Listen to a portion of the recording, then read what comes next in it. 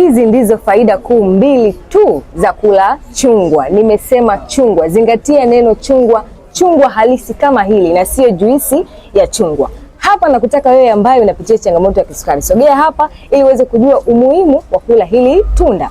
Hili ni chungwa ambalo lina kiwango kikubwa sana cha vitamin C. Unajua umuhimu wake ndani ya mwili wako?